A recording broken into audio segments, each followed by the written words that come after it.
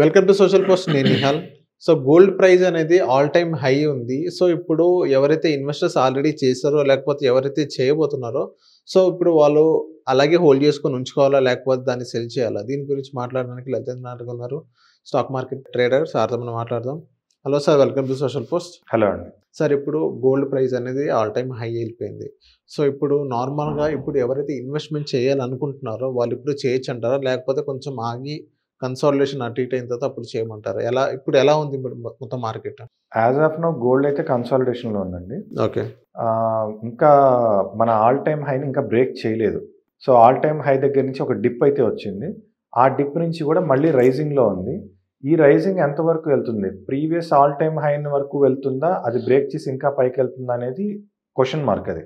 So కాబట్టి ఏంటంటే ప్రీవియస్గా అంటే లేటెస్ట్గా ఉన్న ఆల్ టైమ్ హైని కనుక బ్రేక్ చేసి పైకి వెళ్తే అప్పుడు మళ్ళీ మనం గోల్డ్ మీద కావాలంటే ఇన్వెస్ట్ చేసుకోవచ్చు. కానీ ఇంకా ప్రీవియస్ ఆల్ టైమ్ హై దాకా రాలేదు, నియర్ టు ఉంది, ఇంకా అక్కడ దాకా రాలేదు. సో అలాగని కిందకి వెళ్ళిపోతుందా అంటే కిందకి వెళ్ళే పరిస్థితులు కూడా ప్రెసెంట్ అయితే లేదు. లేటెస్ట్గా ఏదైతే డిప్ వచ్చిందో ఆ డిప్ కన్నా కిందకి వెళ్తే తప్ప గోల్డ్ అనేది పడదు.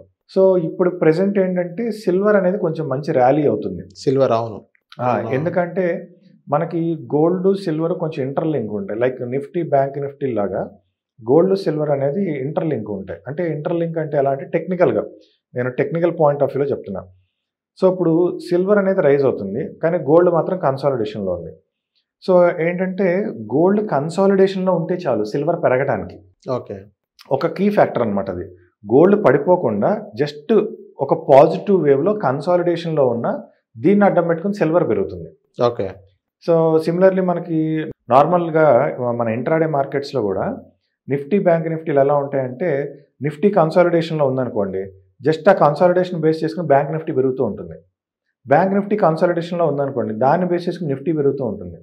సో ఒకటి కన్సాలిడేషన్లో అంటే పడట్లేదు కదా, కన్సాలిడేషన్ అంటే అదొక స్ట్రాంగ్ ఫౌండేషన్ అలా ఉందన్నమాట, అదేం పడట్లేదు, అలాగని పెరగట్లేదు. సో న్యూట్రల్గా ఉంది కాబట్టి ఈ న్యూట్రల్ బయాస్ని అడ్డం పెట్టుకుని రెండోది ఏదైతే దీని మీద డిపెండ్ అయి ఉంటుందో అది ర్యాలీ అయ్యే అవకాశాలు ఉంటాయన్నమాట. ఓకే. సో ఆ బేసిస్లోనే ఏంటంటే మనకు ఇప్పుడు గోల్డ్ అనేది కన్సాలిడేషన్లో ఉంది, రైజింగ్లోనే ఉంది, పడట్లేదు. సో దీన్ని బేస్ చేసుకుని సిల్వర్ అనేది కొంచెం ర్యాలీ అవుతుంది. ఓకే సార్, ఇప్పుడు సిల్వర్ షార్టేజ్ తగ్గింది. అప్పుడు మనం గ్లోబల్గా మాట్లాడుతున్నట్టే సిల్వర్ అన్ని షార్టేజ్ తగ్గింది, అందుకే సిల్వర్ బయింగ్ అనేది చైనా ఎక్కువ చేస్తుందని సిల్వర్ పెంచారు అని అంటున్నారు.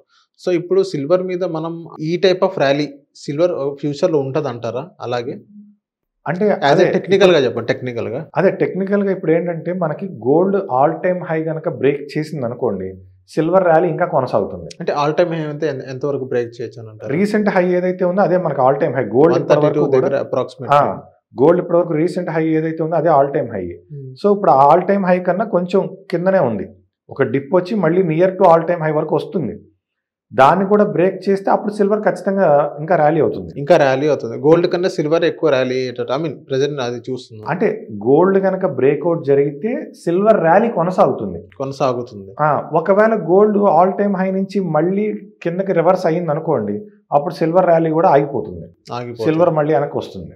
ఓకే. సో ఇప్పుడు గోల్డ్ డిప్ ఏదైతే ఉందో ఇప్పుడు కొంచెం పైకి వెళ్ళింది అని కొంతమంది అది వెళ్తుంది అని టెక్నికల్గా చెప్తున్నాను. సో 136 దాకా 135 అప్రాక్సిమేట్ అటు ఇటుకు కొంచెం వెళ్తుంది అని కొంతమంది చెప్తున్నారు టెక్నికల్గా చార్ట్ చూసి. అది నిజంగా ఉందంటారా సార్?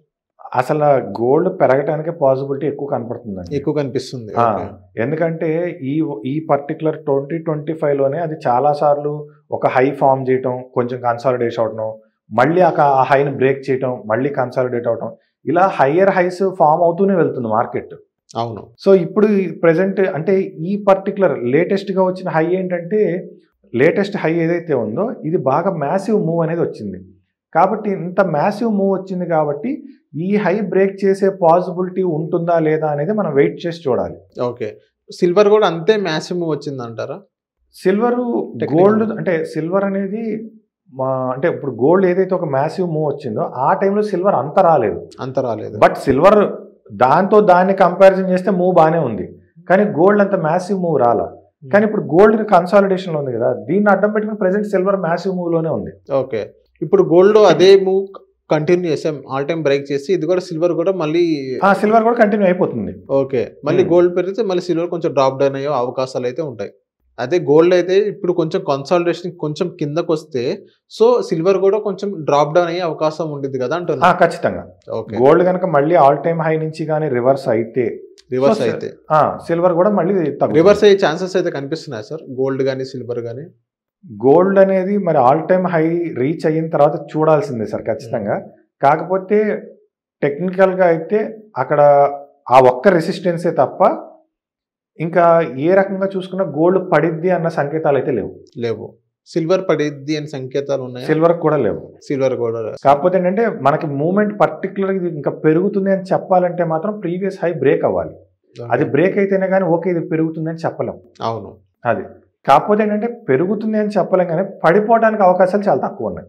ఏంటిది? అప్ టు ఈ గోల్డ్ పడిపోవడానికి అప్ టు ఈ డిసెంబర్ ఎండింగ్ వరకు కూడా గోల్డ్ పడే అవకాశాలు అయితే ఏం లేవు, అసలు ఏం లేవు. ఇంకా పెరగడం అంతే అంట. నెక్స్ట్ ఇయర్ కల్లా ఇప్పుడు అంతే పెరుగుతుందా సార్? ఇప్పుడు లాస్ట్ అయితే ర్యాలీ వచ్చిందో అంటే అది ఇయర్ ఎండింగ్ అయిపోతే గానీ మళ్ళీ కొత్తగా మనకి చార్ట్స్ అనేవి వస్తాయి, అప్పుడు మనం చూసి చెప్పగలుగుతాం. అంటే నా ఓన్ అనాలిసిస్ అనేది నేను మళ్ళీ అంటే నేను ఎవ్రీ క్వార్టర్కి అనాలిసిస్ చేసుకుంటాను. సో కరెంట్ క్వార్టర్ అనేది డిసెంబర్కి అయిపోతుంది. సో ఈ క్వార్టర్ అయిన తర్వాత మళ్ళీ నేను నెక్స్ట్ క్వార్టర్కి నేను అనాలిసిస్ చేయగలుగుతాను. Okay. So thank you sir మా సోషల్ పోస్ట్ వచ్చినందుకు. Thank you.